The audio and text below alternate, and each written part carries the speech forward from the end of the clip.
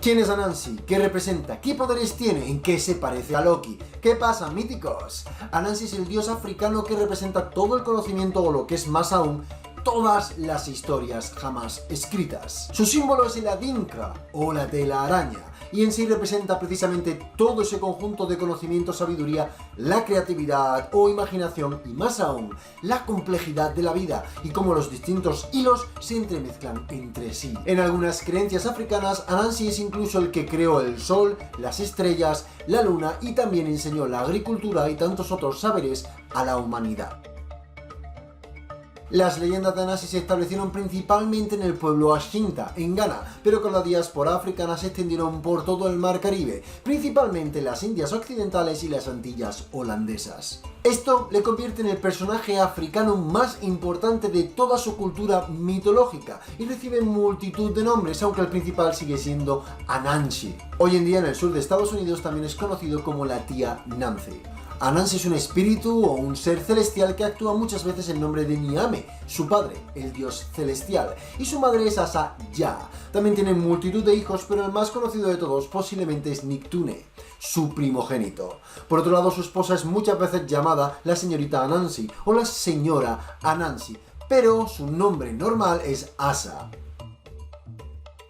Si habéis estado atento a muchos otros vídeos que he tenido en el canal, muchas veces hemos hablado de arquetipos, de estos aspectos o ideas primigenias básicas que tienen todas las culturas para hablar de un prototipo, de algo único, pero con distinto nombre, no obstante transmitiendo la misma idea de lo que representan. En este caso, Anansi es considerado un trickster, un pícaro, y su objetivo es utilizar la astucia, la inteligencia, la creatividad para sobreponerse a los problemas, de manera muy similar a lo que hace Loki en la mitología nórdica. Si bien en el caso de Loki es por crear puro caos, en el caso de Anansi utiliza estas habilidades, ingenios, astucia y creatividad para transmitir con sus historias parábolas o moralejas que enseñar al resto de personas.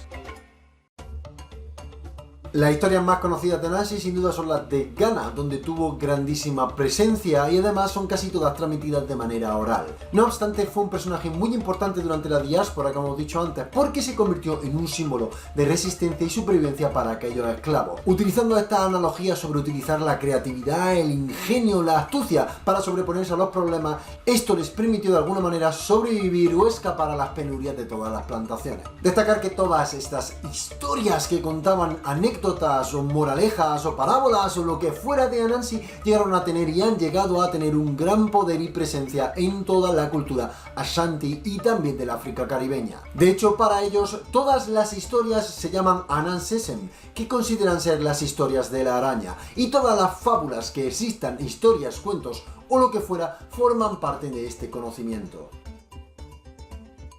Debido a que hay multitud de mitos, leyendas, parábolas, cuentos, lo que quiera con Anansi como protagonista, solo voy a centrarme en los dos más destacables. La primera, que cuenta cómo adquirió precisamente todas las historias, y la segunda, que cuenta cómo repartió el saber y el conocimiento en el mundo. ¿Listos? Vamos con la mitología.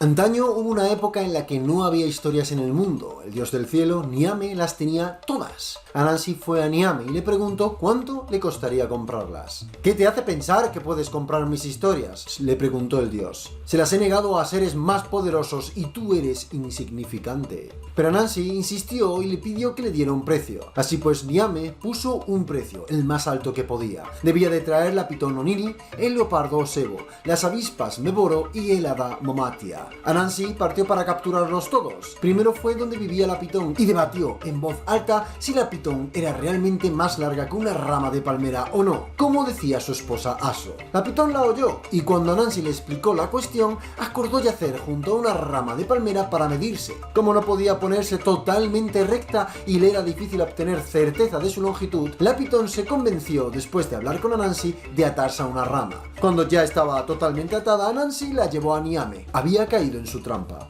De manera similar, para capturar al leopardo, Anansi cavó un hoyo profundo en el suelo, y cuando el leopardo cayó, Anansi le ofreció gratuitamente ayudarle con sus telarañas. El leopardo accedió, pues quería ayuda para salir del agujero, y una vez que estaba fuera del mismo, seguía atado a las redes, lo que le permitió a Anansi nuevamente ser entregado al dios de los cielos. Para capturar a las avispas, Anansi, otra vez con su ingenio, llenó una calabaza con agua y derramó una poca sobre una hoja de banano. Sostuvo la misma en su cabeza y la agitó cerca del nido diciendo que estaba lloviendo. Sugirió a las avispas que para que estuvieran a salvo se metieran dentro de la calabaza vacía, cerrándola rápidamente cuando se metieron dentro, nuevamente cayendo en su trampa. Finalmente llegó el turno del Hada Moatia, la cual requirió un plan mucho más elaborado. Anansi talló una muñeca y cubrió a esta con savia de un árbol haciéndola muy pegajosa. También llenó las manos de la muñeca con etor o puré de ñame y sirvió el resto en un recipiente. Luego ató a la muñeca con una cuerda para poder manipularla y la dejó en un árbol odum del país de las hadas. Agitó la muñeca cual títere y Momatia cayó en su trampa, así que el hada se acercó creyendo que era una persona real y aceptó el etor que se le ofrecía. Una vez terminó de comer le dio las gracias, pero la muñeca estaba completamente inmóvil. La criatura, muy enfadada, acabó abofeteando a la muñeca, pero debido a la savia su mano se quedó pegajosa. Al forcejear para intentar escapar se le pegó la otra mano y finalmente quedó completamente atrapada. Anansi salió del escondite y burlonamente se rió de ella, para después llevarlo a Niame. El dios del cielo quedó tan impresionado que convocó a todos los reinos y seres poderosos que habían intentado comprar las historias para que presenciaran en una gran ceremonia cómo Anansi, a través de sus inteligentes trucos, había logrado lo imposible.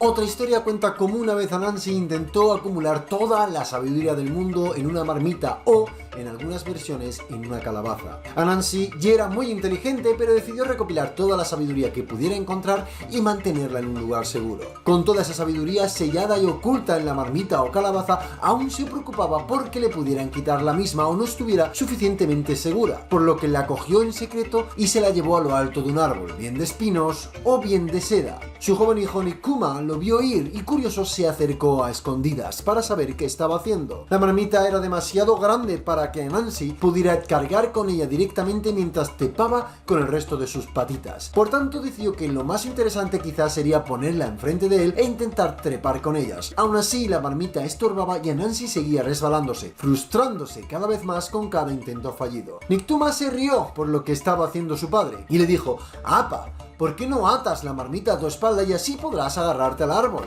Anansi estaba tan molesto por sus intentos fallidos y de no haberse dado cuenta de tal obviedad que dejó caer la marmita, que reventó en trozos y dejó escapar toda la sabiduría. La misma llegó a toparse con una tormenta y peligraba con ser esparcida por todo el mundo. ¡Apa! Hay que recogerla o la perderemos para siempre. Pero Anansi descendió tranquilamente del árbol y se acercó a su hijo, diciéndole: ¿para qué sirve toda la sabiduría del mundo si aún hace falta que un joven niño te corrija? Lo cual era bastante cierto. Mejor que ocultar toda la sabiduría en el mundo, que se esparciera con el mundo y la gente, a través del hablar y escuchar, consiguiera agrupar toda la sabiduría una vez más.